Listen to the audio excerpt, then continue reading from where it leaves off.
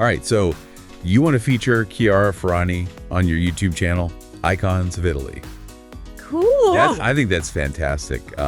Yeah. She's definitely a global icon. Yeah. And there's so much to unpack about her journey. Yeah, a lot. For this deep dive, let's focus on Chiara as a person, her humanity, Okay. and how she built this incredible brand, all while navigating the spotlight. Yeah. We'll try to steer clear of any controversy and really dig into the heart of her story. Sounds good. We've got a great mix of sources here, an article about the blonde salad, Chiara's Wikipedia page, Okay. and transcripts from 2 YouTube interviews. Awesome. Yeah, that sounds like an excellent approach. Especially for an audience passionate about Italian figures. Exactly. On a platform like YouTube, Yeah. people connect with personal stories Yes. and authenticity. Exactly. And speaking of personal stories, where do you think we should start? Well, her early life is quite fascinating. Okay. Chiara grew up in Cremona with a supportive family and a passion for photography. Did you know her mother was an author who worked in fashion? Oh, wow. So creativity was definitely in her DNA. Oh, I didn't realize that about her mother. Yeah. It makes sense, though, considering Chiara's own creative path. Right. And she was already documenting her life online, even before Instagram was a thing, right? Totally. Yeah. I read something about her being on platforms like Flickr Yeah. and even this pre-Facebook site called Oh, yeah. 2.0. 2.0, that's right. Yeah. She was actually hugely popular on 2.0. Wow. Imagine a whole social media platform that could have been dominated by Chiara Ferragni. Yeah. That early success really foreshadowed her future influence. Yeah. It seems like she had this natural ability to connect with people online. Absolutely, yeah. And then she moves to Milan for university, Yeah. the prestigious Bocconi University, no less. Oh, yeah. And that seems to be a real turning point. It was Melon. Being a fashion capital provided the perfect backdrop for her. That's right. To launch the Blonde Salad in 2009 Okay. with her then boyfriend, Riccardo Pazzoli. Okay, so the blonde salad.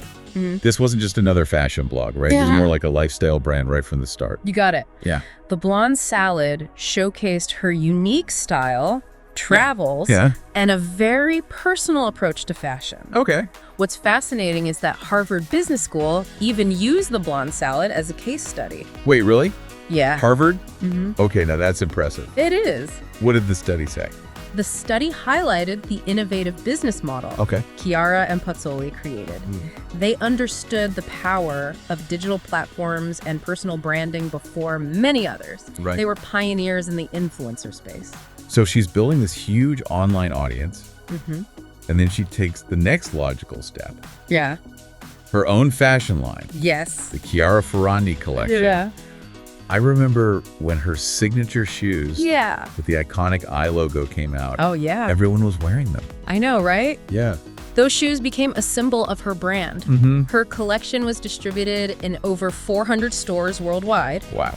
and she collaborated with major brands like Steve Madden. Yeah. It's no wonder Forbes named her a top fashion influencer. Right? She created a global empire from her blog. It's incredible how she transformed her online presence into a tangible business. Yeah.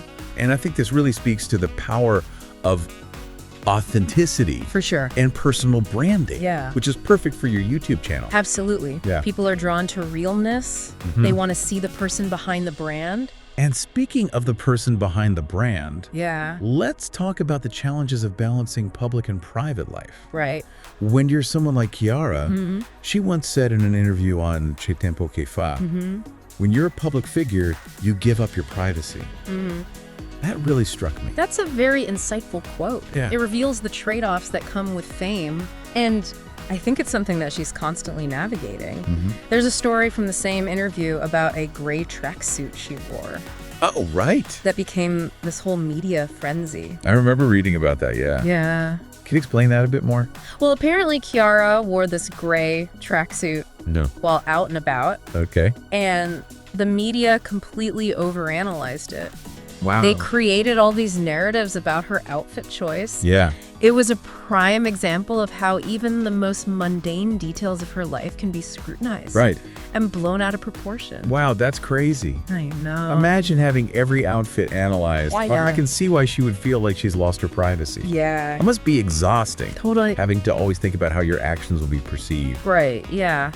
Yeah, it highlights the unique pressures of being in the public eye, especially in today's digital age. Right. And then there's the added layer of having your personal life intertwined with your business, Right. which Chiara has always done. Yeah, that's a great point. Yeah. It's like her personal brand is built on sharing her life. Yeah. But that also means opening herself up to this constant scrutiny. Exactly. And it's interesting how she navigates that. For example, she's been very open about her relationship with Fedez, Yeah. their marriage, and the birth of their son, Leone. They shared a lot of those personal moments online with their millions of followers. Yeah, and I think that's what resonates with so many people. Right. She's not just a fashion icon. Yeah. She's also a wife and a mother. And she allows her audience to see those different sides of her life. It's that human element that makes her so relatable. It's like we're getting a glimpse into the life of someone who, on the surface, seems incredibly glamorous and successful. Right. But ultimately, she's dealing with many of the same joys and challenges that we all face. Absolutely. But of course, with that level of exposure, also comes the potential for missteps. Right. I'm thinking about that Pandora controversy a few years back. Oh, yeah.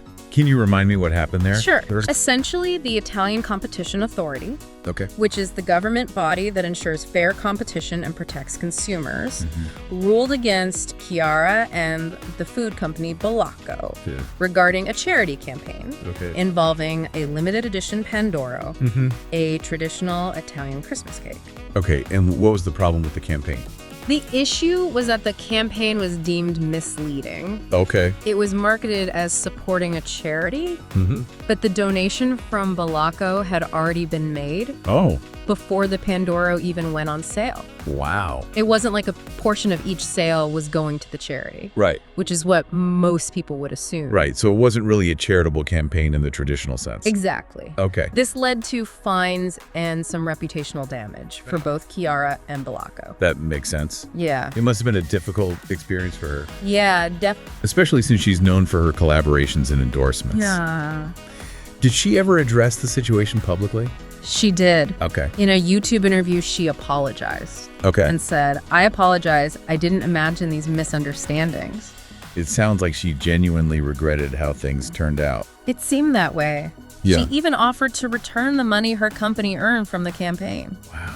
It seems like she took responsibility for her part in it It seemed that way. and tried to make things right. Yeah. So after all this, a global brand, a very public life, marriage, motherhood, Yeah. Chiara and Fedez announced their separation in early 2024. Yes, a very public split. Right. For a very public couple. Yeah. And once again, it raised questions about the boundaries between public and private life in the digital age, Right. and how those boundaries become even more blurred when your personal life is so intertwined with your brand. And how did she handle that publicly? I imagine it must have been incredibly difficult to go through such a personal experience with the whole world watching. It couldn't have been easy. Right. In an interview on Chiara Ferragni, she talked about it, saying, "It's a time of crisis. We'll see." Wow, that's so raw and honest. I can only imagine the pressure she must have felt. I'm sure. Yeah. But even in that statement, you see her strength and her willingness to be vulnerable. Right. She's not trying to hide from the difficult emotions. She's acknowledging them.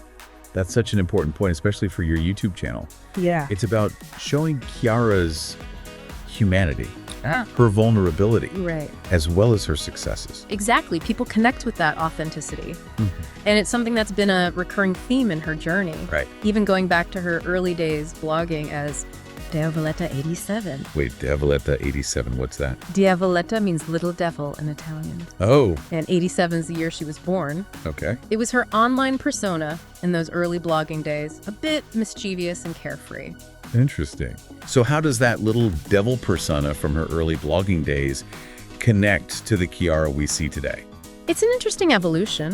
While she's obviously matured and grown as a person and a businesswoman, Right. that playful spirit, that willingness to be herself, has always been there. And I think that's what makes her so endearing to her fans. That's a fantastic insight. I love the idea of highlighting that evolution in my videos. Yeah. From Dial Valletta 87 to global icon, showcasing that journey of self-discovery and growth. Right. It makes her story even more relatable. Exactly. And it speaks to the power of embracing change and staying true to yourself, Right. even as you evolve and face challenges. So with all that she's been through, the highs and the lows, Yeah. how do you think Chiara will approach her content creation moving forward? That's the million-dollar question, isn't it? It is, yeah. And it's something your YouTube audience will be curious about as well. Right. It feels like she's at a turning point in her career, maybe even in her life. It really does. Yeah. She's spoken recently about wanting to live more in the present moment Right. and prioritizing her well-being. Yes, I remember her talking about that. Yeah. How she's often so focused on future goals that she forgets to appreciate the now. Right. It's something we can all relate to. It's a common struggle, for sure. Yeah. And I think it's refreshing to see someone like Chiara, who has achieved so much, Right. acknowledging that Right. and actively trying to find a better balance. Absolutely. And it'll be interesting to see how that translates to her content and her brand moving forward. Do you think we'll see a shift? I think it's already happening. Oh? Look at her recent Nespresso partnership, for example. It celebrates her Italian heritage and personal style Right. in a very authentic way. Yeah. It feels more aligned with her values Right. and less focused on fleeting trends. Yeah, right. And her fragrance line, too. That feels very personal and intimate. Yes. A different way to connect with her audience. Exactly. Yeah. It seems like she's choosing projects that resonate with her on a deeper level, Right. and that authenticity shines through. It's almost like she's stepping back from the constant need to document every single thing and becoming more intentional about what she shares. I think that's a smart move. Yeah. It allows her to curate a more meaningful experience both for herself and for her audience. Right. And I think her audience respects that. It's been so insightful. I'm really starting to get a sense of who Chiara is Yeah. beyond the glamorous photo shoots and red carpets. Right. She's a businesswoman, a mother, a wife, and someone who is navigating the complexities of life in a very public way, just like all of us. Right. Just on a much larger scale. Precisely. And I think that's the key takeaway here for your Icons of Italy project. Yeah. Showcasing her humanity, her evolution, and how she's managed to build this incredible global brand while staying true to herself. I love that. Yeah, And I think it's inspiring. it is. It reminds us that success doesn't mean perfection. Right. It's about the journey, the growth, and the willingness to embrace both the triumphs and the challenges along the way. Well said. Yeah. And remember, Chiara's story is still being written. Oh, that's true. It'll be fascinating to see where she goes from here. She went from Dial Valletta 87, sharing her outfits online, I know. to becoming a Harvard Business School case study It's crazy. and a global fashion icon. It's amazing. So for anyone watching Icons of Italy, I hope you're inspired by Chiara Ferragni's journey. Yeah. She's proof that you can achieve incredible things by being authentic, passionate, and never afraid to embrace change. And remember, Yeah. the most compelling stories are often the ones that show both the highs and the lows. Yeah. The successes and the challenges. Yeah. Chiara's story is no exception. So go out there and share her story with the world. Yes. Tell the story of a woman who built an empire, faced challenges head on, and continues to inspire millions with her creativity and her humanity.